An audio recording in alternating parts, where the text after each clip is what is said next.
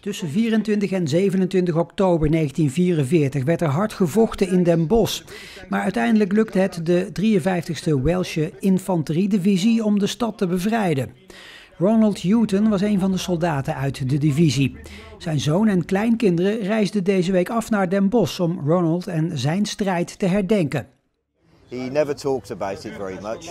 He did keep a diary throughout almost literally every day of the war, from landing in Normandy right through to Hamburg.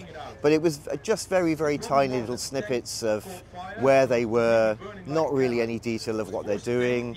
It was always a very exciting entry in the diary if he'd got a letter through from my mum.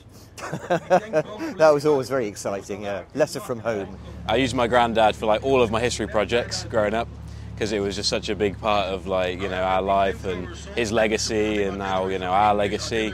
So I was constantly using his stories to, you know, go in for history projects and all of that. And I was, you know, always fascinated with history and World War II especially. So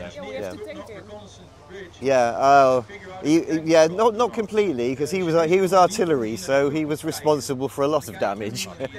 Er zijn 146 doden gevallen bij de Engelse, bij de bevrijding. Meer dan 200 Bossenaren zijn omgekomen. Die mogen we niet vergeten. En als we het nou weg zouden gooien, bij wijze van spreken, dan is alles voor niks geweest. En daarom doen wij de brugtour, waarbij we het een en ander vertellen wat er gebeurd is bij de bruggen, bij de markante punten in Den Bosch. Ronald Houghton overleed in 2010 op de respectabele leeftijd van 90 jaar. Hij was bij lange na niet de enige soldaat in Den Bosch. De boot is gevuld met Engelse families, veteranen en Bossenaren die het verhaal willen doorvertellen aan de volgende generaties.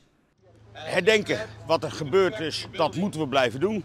Maar we moeten ook de stap kunnen maken naar de toekomst. En mensen leren eigenlijk nooit van het verleden. En misschien is het een stuk bewustwording van wat er vroeger gebeurd is. Daar hebben wij onze vrijheid aan te danken. En vrijheid is een heel groot goed en daar moeten we zo blijven koesteren. Maar daar moet je voor vechten, iedere dag opnieuw. En waakzaam zijn dat je eigen vrijheid niet kapot gaat. Gwilym Davies schreef 2 jaar geleden een boek over de 53e divisie. In My Father's Footsteps inspireerde de Houghtons om een herdenkingsreis te maken naar Nederland. Via een Facebookgroep delen de families verhalen over vroeger.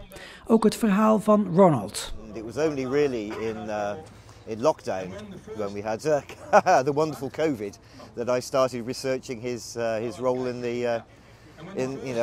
the war, and I found my way to s-Hertogenbosch. I never, to be honest, knew so much about like the Netherlands part of that campaign and his kind of story.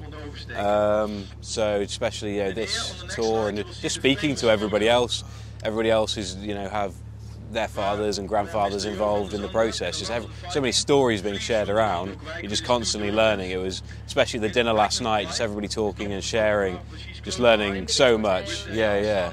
Just learning everybody's own stories and their personal history, which is really interesting.